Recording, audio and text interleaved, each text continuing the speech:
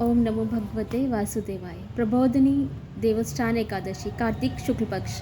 ब्रह्मा जी बोले कि हे मुनिश्रेष्ठ, आप पापों को नष्ट करने वाली तथा पुण्य और मुक्ति को देने वाली प्रबोधिनी एकादशी का महत्व सुनाइए। भगीरथी, गंगा तथा तीर्थ नदी, समुद्र आदि सभी तक फल देते हैं जब तक प्रबोधिनी एकादशी को नहीं आती। कार्तिक मास की शुक्ल पक्ष की प्रबोधिनी एकादशी के व्रत का फल 1 सहस्त्र अश्वमेघ तथा 100 राजसूय यज्ञ के फल के बराबर होता है। नारद जी ने पूछा कि हे पिताजी, संध्या को भोजन करने से, रात्रि में भोजन करने तथा पूरे दिन उपवास करने से क्या क्या फल मिलता है, उसे आप समझाइए। ब्रह्मा जी बोले कि हे नारद, संध्या को भोजन करने से 1 जन्म का, रात्रि में भोजन करने से 2 जन्म के तथा पूरे दिन उपवास करने से 7 जन्म के समस्त पाप नष्ट हो जाते हैं। प्रबोधिनी एकादशी के व्रत के प्रभाव से सुमेरु पर्वत के समान कठिन पाप क्षण मात्र से ही नष्ट हो जाते हैं। अनेकों पूर्व जन्म के किए हुए बुरे कर्मों को यह प्रबोधिनी एकादशी का व्रत क्षण भर में नष्ट कर देता है। जो मनुष्य अपने स्वभाव अनुसार इस प्रबोधिनी एकादशी का विधिपूर्वक व्रत करते हैं, उन्हें पूर्ण फल प्राप्त होता है। हे मुनीश्वर, जो मनुष्य श्रद्धापूर्वक थोड़ा भी पुण्य करते हैं, उनका वह पुण्य पर्वत के समान अटल हो जाता है। जो मनुष्य हृदय के अंदर ही ऐसा ध्यान करते हैं कि प्रबोधिनी एकादशी का व्रत करूँगा, उनके 100 जन्म के समस्त पाप नष्ट हो जाते हैं। जो मनुष्य प्रबोधिनी एकादशी के दिन रात्रि को जागरण करते हैं, उनकी बीती हुई तथा आने वाली 10,000 पीढ़ियाँ विष्णु लोक में जाकर वास करती हैं और नरक में अनेक दुखों को भोगते हुए पितृ विष्णु लोक में जाकर सुख भोगते हैं। ब्रह्म हत्या आदि के महान पाप भी प्रबोधिनी एकादशी का व्रत करने से धुल जाते हैं। एकादशी के दिन रात्रि को जागरण करने का फल अश्वमेघ आदि यज्ञों के फल से अधिक होता है। समस्त तीर्थों में जाने तथा गो, स्वर्ण, भूमि आदि के दान का फल कार्तिक मास की शुक्ल पक्ष की प्रबोधिनी एकादशी के रात्रि के जागरण के फल के बराबर होता है। इस संसार में जितने भी तीर्थ हैं तथा जितने भी तीर्थों की आशा की जा सकती है, वह प्रबोधिनी एकादशी का व्रत करने वाले के घर में रहते हैं। जो मनुष्य इस एकादशी के व्रत को करता है, वह योगी, तपस्वी तथा इंद्रियों को जीतने वाला होता है, क्योंकि यह एकादशी भगवान विष्णु का अत्यंत प्रिय है। इसके व्रत के प्रभाव से कायिक, वाचिक और मानसिक पाप नष्ट हो जाते हैं। इस एकादशी के दिन जो भगवान की प्राप्ति के लिए दान, तप, होम आदि यज्ञ होते हैं, उन्हें अक्षय पुण्य मिलता है।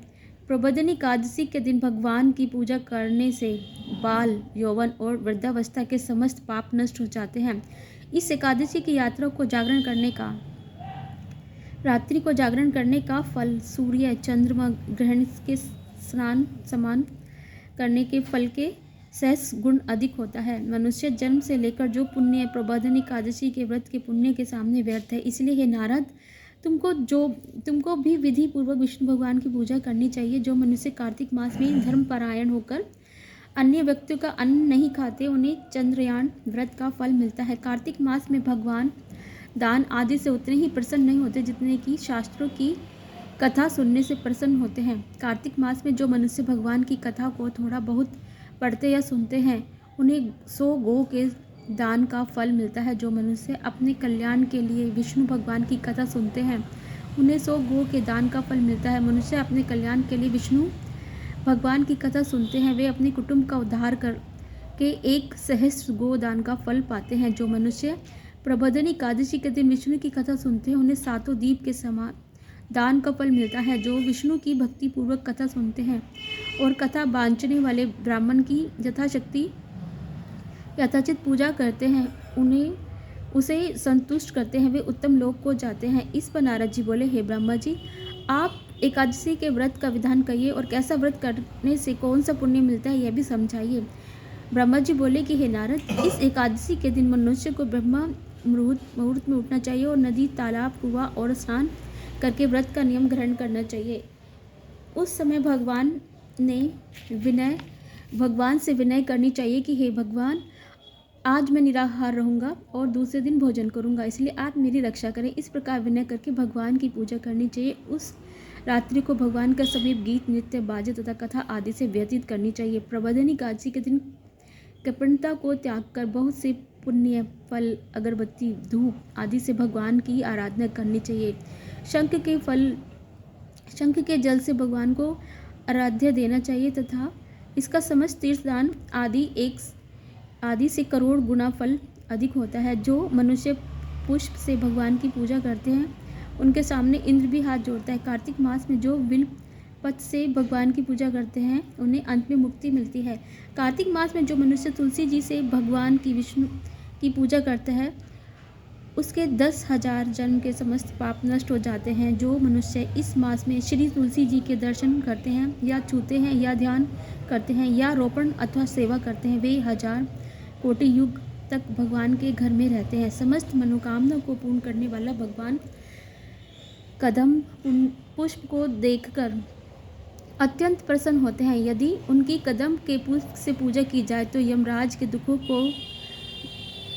दुखों को नहीं पाते। जो गुलाब के पुष्प से भगवान की पूजा करते हैं उन्हें मुक्ति मिलती है। जो मनुष्य बकुल और अशोक के फूलों से भगवान की पूजा करते हैं वे अत्यंत काल तक शोक में रहित रहते हैं। जो मनुष्य विष्णु भगवान के सफ़ेद और लाल कनेर से फूलों से पूजा करते हैं उस पर भगवान अत्यंत प्रसन्न होते हैं। जो मनुष्य विष्णु भगवान की दुर्लभ ध्रुवादल से पूजा करते हैं वे पूजा के फल से 100 गुना फल अधिक पाते हैं। जो मनुष्य जो भगवान की समी पात्र से पूजा करते हैं वे भयानक यमराज के मार्ग को सफलता से पार कर जाते हैं। जो मनुष्य चंपक पुष्प से भगवान विष्णु की पूजा करते हैं वे आवागमन के चक्र से छूट जाते हैं। जो मनुष्य स्वर्ण का बना हुआ केतकी पुष्प भगवान पर चढ़ाते हैं उनके करोड़ों जन्म के पाप नष्ट हो जाते हैं। जो मनुष्य भगवान की पीले और रक्त वर्ण कमल के सुगंधित फूलों से पूजा करते हैं उन्हें श्वेत दीप से में स्थान मिलता है।